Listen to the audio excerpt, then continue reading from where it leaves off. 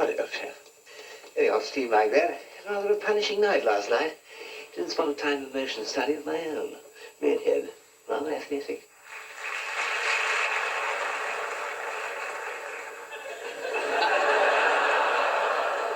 Well, it's company, isn't it?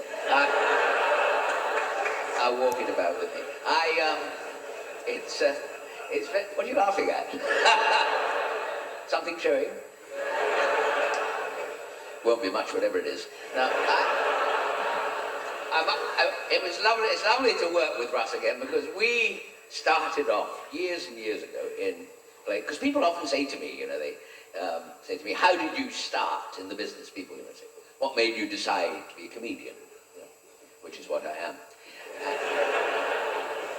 I always mention that, very early, just in case. And well, there might be some foreigners in the audience, who think I'm a glove puppet.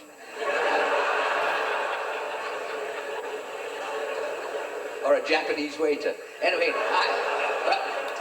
people say, how did you start? Because the first job, to be honest, I ever did, I toured the whole country with the Naked Ladies Choir, bringing music to millions and pleasure to the deaf.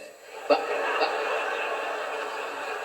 Russ and I worked together, because I took over from Russ in a pub, because I eventually got this job playing the piano in a pub, and I studied the piano, for 16 years, and eventually decided it was a big black thing with 3 legs, but I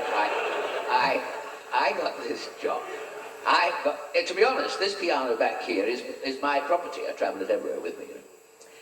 I found it in a cornflake packet, and it was given to me by my grandfather, Gladys Corbett, and he had a nasty accent, a sawmill, and I shall never forget. I never forget the day he gave it to me. He looked up to me and said, "Ron," he said, "I want you to have this." He said, "Because he's a very little man. He was a sleeping car attendant on a Hornby train set. One of the few people who had ever been up a vacuum cleaner. Anyway, so I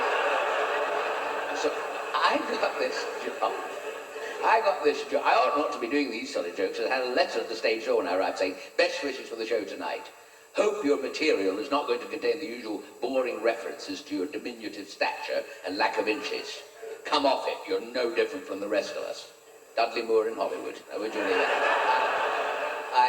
I've just come back from there. I'm quite excited. I'm quite nervous tonight, I'll be honest. I haven't been so nervous since I found myself in the gents with Shaking Stevens. But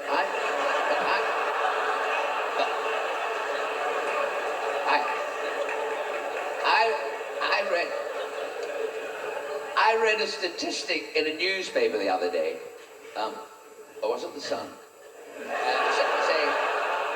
saying that 90% of British ladies like Shaking Stevens, and 10% think he's old enough to shake himself. But anyway, I was telling you about the Hollywood film, which is quite interesting, all about the gay mafia, this film. I mean, if you upset them, they come around and criticize your curtains.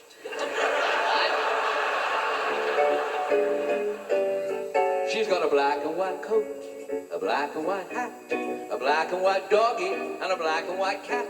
She's gone so far that she started to look through the daily advertisements for a black and white cook. She's got a black and white shack and a new Cadillac with a black and white design. Oh, she thinks black and white, she even drinks black and white, that black and white baby of mine. She got in a fight with the black and white guy. She gave him black and white teeth and a black and white eye. So they rushed her off just as quick as a wink in a black and white Mariah to a black and white clink. She said, "Why, sorry, my loves," and with her black and white gloves made a most disgusting sign. Oh, our family weep, for she's the black and white sheep, that black and white baby of mine.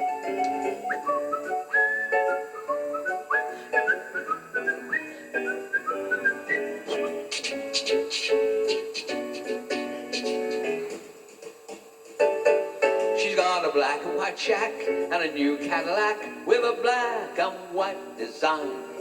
Oh, she thinks black and white, she even drinks black and white, that black and white baby of mine. Oh yeah, that black and white baby of mine. And that's jazz.